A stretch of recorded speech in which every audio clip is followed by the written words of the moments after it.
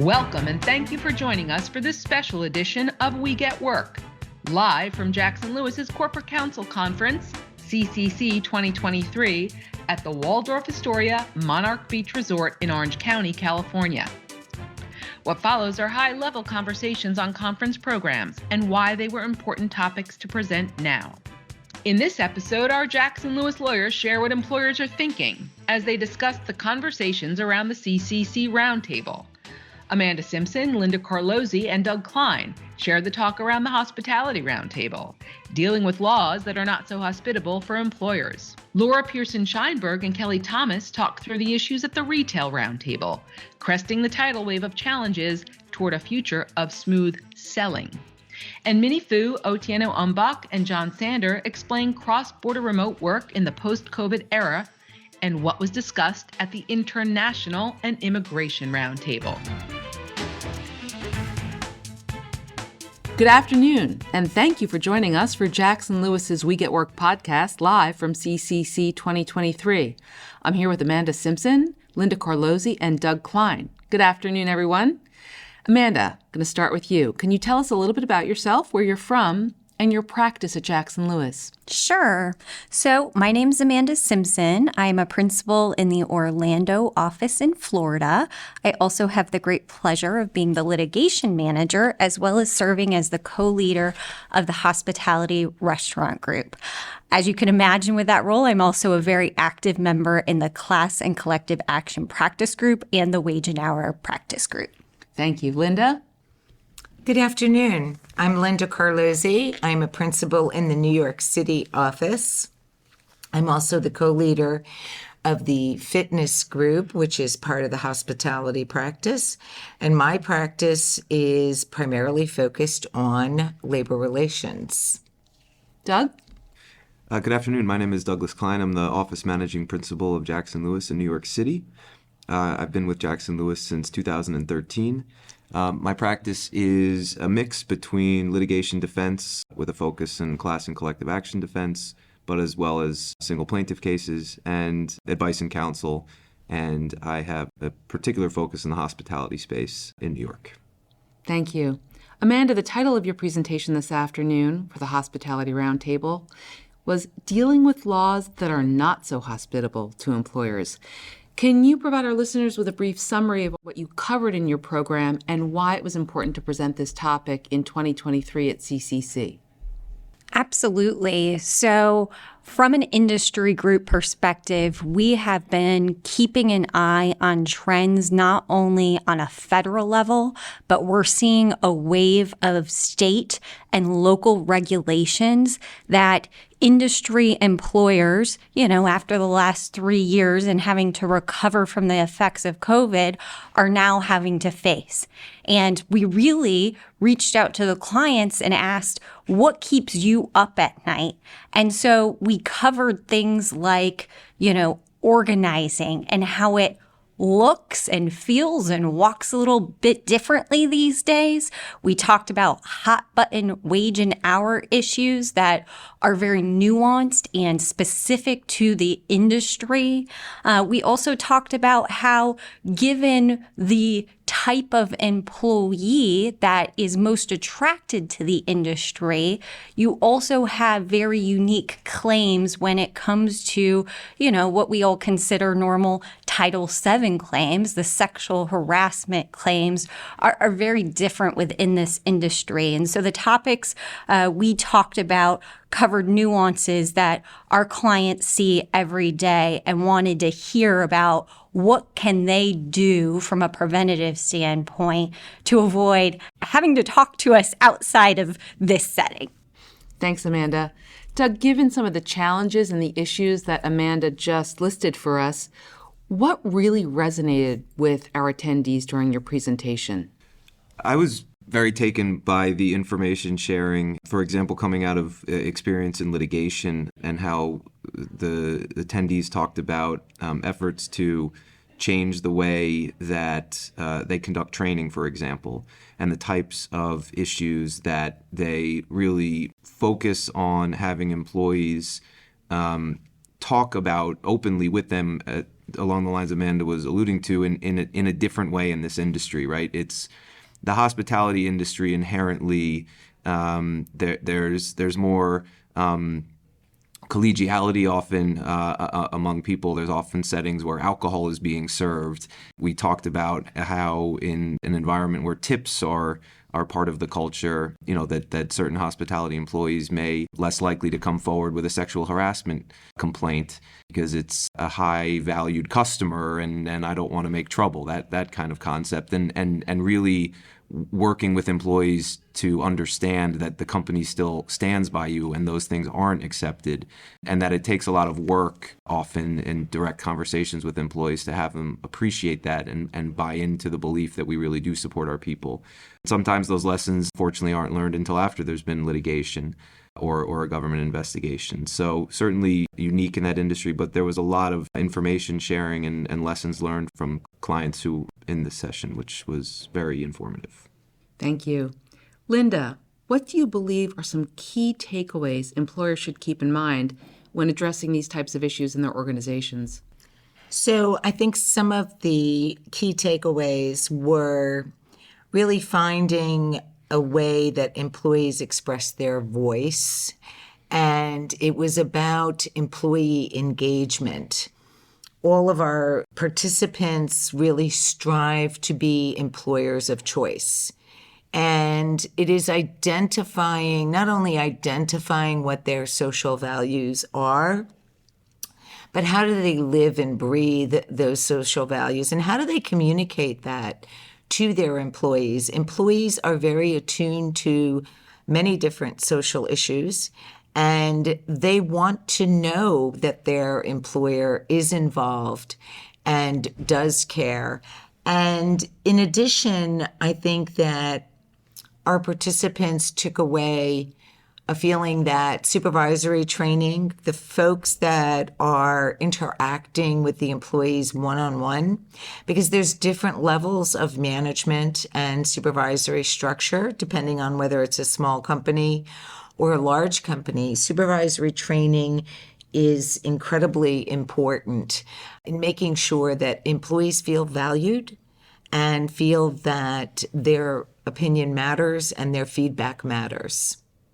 Linda, Amanda, Doug, thank you for joining us behind the We Get Work podcast mic this afternoon, and we hope you enjoy the rest of our CCC conference. Thank you. Thank you. Thank you, Linda. Thank you. I'm here with Kelly Thomas and Laura Pearson Scheinberg. Good afternoon, ladies.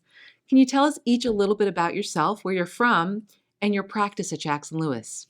Sure thing. Hi there, this is Kelly. I am a principal in our benefits group out of the Baltimore office. I've been with Jackson Lewis for about 7 years, and I'm also a member of the retail industry group. Hi there, I'm Laura Pearson Scheinberg, and I am out of the San Francisco office and occasionally out of the Baltimore office. I practice labor law, and I am also head of our retail industry group. Thank you. So ladies, you are the hosts of our Retail Roundtable today, the title of which was Cresting the Tidal Wave of Challenges Toward a Future of Smooth Sailing. Kelly, can you provide our listeners with a brief summary of what you covered in your program this afternoon and why it was important to talk about this topic at CCC? Sure thing. So we really welcomed this opportunity to bring together our retail clients in a roundtable setting where we could discuss, anything and everything that's of interest to retail employers right now. Some of the topics included multi-state issues. We talked about DEI and how that manifests in a retail space. And a big topic that we spent some time on was the new sort of workforce that we're seeing with Gen Z, who, disproportionately are working for these retail employers, and sort of challenges and opportunities that can bring. Thank you. Laura, what were some of the issues that resonated with the participants of the roundtable this afternoon, and what did people really want to know and talk about? It was a really engaged group. The room was full, so that's always exciting, and they were sharing best practices. It really ranged the gamut. A lot of it was about engaging Gen Z workforce. We talked about that this morning in our plenary session, talking about union organizing and the social movement, really about employee engagement. And we spent a lot of time talking about having a values-driven workforce and what that means, and how do you engage and coach and reach younger employees by 2027. the workforce will be made up of predominantly Gen Z and millennial workers. 70% of the workforce will. So we have to really think as practitioners, how do we engage the employees because they want something different from work than has historically been the case. And so we have to adapt to them because it's our, we want our employees to be engaged. And I think it's been a really interesting conversation. Yes, and we learned some of the social purpose platforms that employers are using, some of the initiatives that they're doing to kind of respond to concerns of that generation, and just ways to further incentivize people and, create the new sort of workforce that we're seeing. Laura, were there other concerns or other questions that were raised during your presentation? Yeah, absolutely. So we were talking about the use of technology, the use of apps, et cetera, and how you can avoid working off the clock, essentially. They want employees to feel engaged and have access. And so some tools that they were sharing among the room were things like geo-tracking. Basically, the app or the scheduling function wouldn't work unless you're within a certain area of the store. They talked about use of kiosks and some other things. What else did you think, Kelly, that I'm forgetting? Yeah, no, well, I thought something that was really interesting about that was we were sort of talking about the technology tools in the context of a Gen Z workforce and how there's a movement toward that. But the flip side is also true, which then you can have issues, from an accessibility perspective, not only for people that aren't as technology native as, sort of younger generations are, and also just financially, you don't always have access to those tools. So I think they raise a lot of interesting issues that kind of cross different areas. Yeah, some of the ideas that they had was just putting some guardrails around those rules. So, for example, on scheduling swapping, that's very common in the retail space. So the schedule would have to be posted for at least 12 hours before it could be picked up so that people who have more access to Wi-Fi or devices on a basis where they can access at work but access it off of work, that there wouldn't be a disparate impact on folks. So I just thought it was super fascinating because it wasn't something that would necessarily come right to my mind. And so, that's what I love about my job. It's the practice of law. I learn just as much from my clients as I hope I impart the knowledge onto them. So that's why I love my job so much. I get to do this for a living. Absolutely. So for the people that weren't part of the conversation today, what were some of the key takeaways employers should know when addressing these issues in their own organizations? Yeah, so I think, the legislation, I think the fact that there's sort of two trending legislations right now in spaces, they actually said, it felt like the wave of the leave law legislation has kind of run its course, and that the sort of in vogue legislation is the scheduling ordinances. LA has one that's coming out in 2 weeks. So we had talked about that. That's then sprung into all of the ordinances all over the country, which our firm does do a good job of tracking. And so we were talking about those resources. And then the other ordinances we were talking about was pay transparency ordinances. California has it, New York has it, Colorado has it, and the trend that's going on there. Yeah, and there was a discussion about, whether employers in the retail space are sort of trying to put uniform policies into place to comply, if possible, with them all at once, or if they're handling it more on a jurisdiction by jurisdiction basis and some best practices there. And to me, the overall lesson was really, it requires a lot of, they have to be nimble right now. These things are moving fast, they're changing quickly, and, shameless plug for Jackson Lewis, having advisors and trackers to help you do it is key.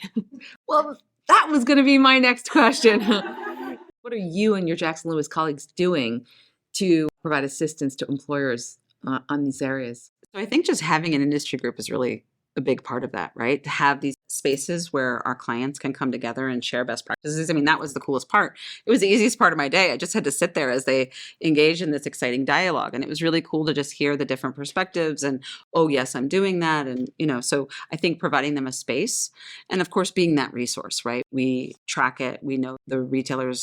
As head of the group, I'm always reading up on it, keeping fresh on all those ideas. And so we have newsletters we send out. We do regular articles and podcasts. So we just want to, talk about the trends and make sure, our clients are being progressive and thinking about things. Kelly, Laura, thank you so much for joining us behind the Week at Work podcast mic this afternoon. And we hope you enjoy the rest of our CCC 2023 conference. Thank you so much. Thank you. Thank you, Olivia. Thank you. I'm here with Marjorie Adams, Otieno Ombach, John Sander, and Minnie Fu. Good afternoon, everyone. Can you tell us a little bit about yourself, where you're from, and where and how you practice law? Marjorie, I'm going to start with you.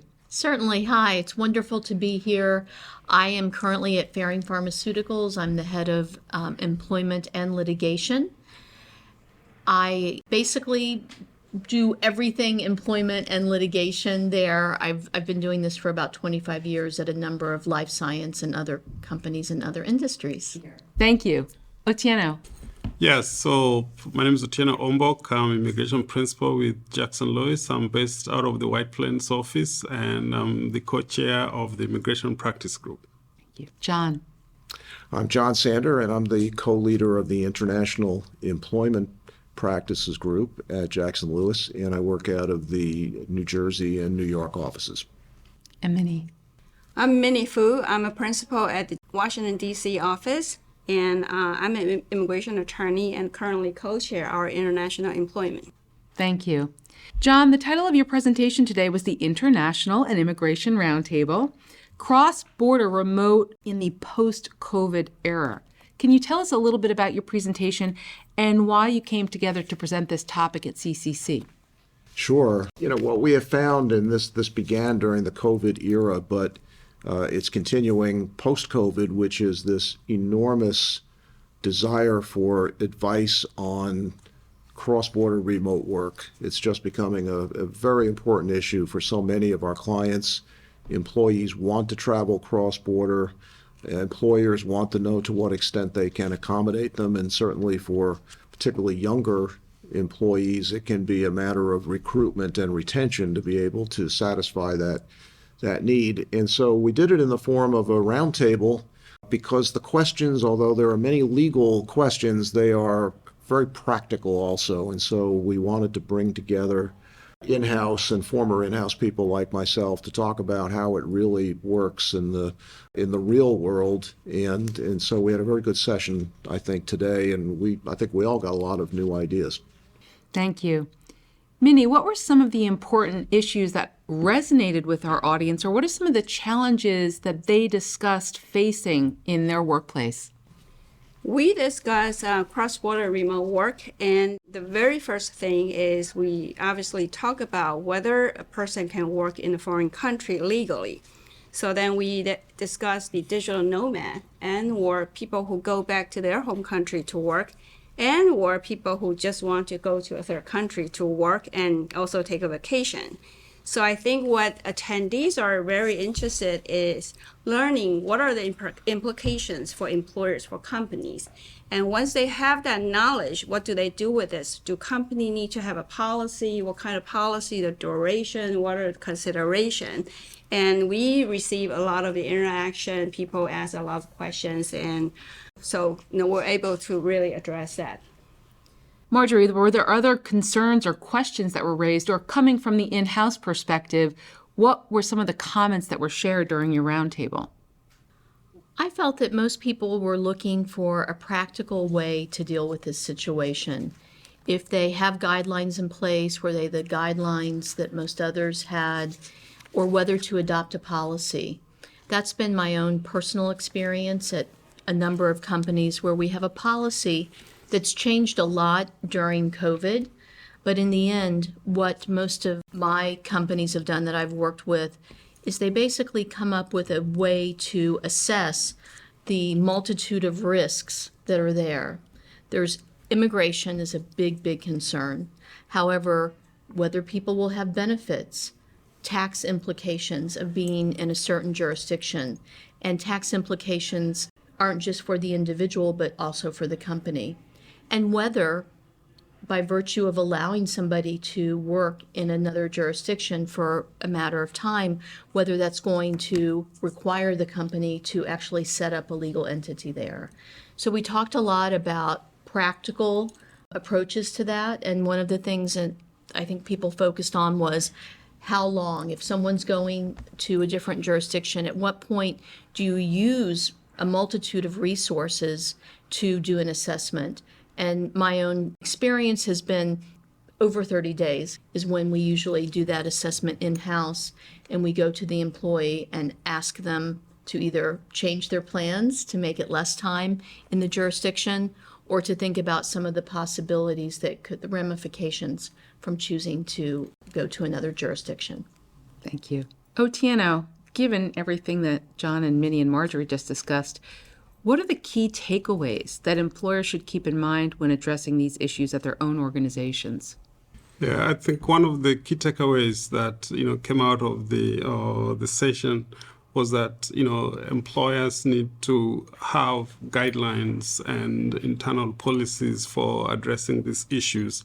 And that, when an employee comes forth and says that, for instance, they want to travel to a foreign country and work remotely, whether they're coming into the U.S. or going outside the U.S., it's important for employers to determine what are the ramifications, what are the consequences of the employee working remotely in that country. Both from an immigration perspective, does the employee have a work permit or authorized to work in that country? If so, well and good. If not, what steps and what preparation should the employer take to make sure that the employee does not run afoul of basically violating the rules, immigration rules in that country. And there are also other takeaways from a tax perspective, looking at what are the tax consequences. As Marjorie has said, if the company does not have a presence in that country, does the employee working remotely, result in a permanent establishment for tax implications, from a benefits perspective and compliance with, local employment and labor laws. Those are some of the important takeaways that came out of the session. It sounds like there's an awful lot to think about. So John, how are you and your Jackson Lewis colleagues providing assistance to organizations that are facing these issues? Well, one of the real advantages we have is that in addition to the depth of our employment law and immigration practices, we also founded an international alliance of firms called L&E Global, and we're in about 32 different countries, and we have some of the top employment lawyers around the world teaming up with us. So today at the Roundtable, for example, we were able to call on the thoughts from great lawyers in Mexico, India, China, France, and the Netherlands. And they not only answer specific legal questions that are relevant to their countries, but they bring a perspective that those of us who spend all our time in the United States don't have. And one specific tool that we've created that has been very useful to people is a set of FAQs on cross-border remote work, which deals with the key issues in about 30 countries. And that's available on the leglobal.law website. Thank you. Marjorie, Otieno, John, and Minnie, thank you so much for stepping up to the mic today, and we hope you enjoy the rest of the conference. Thank you, Alicia. Thank you. Thank you for joining us on We Get Work. Please tune in to our next program, where we will continue to tell you not only what's legal, but what is effective.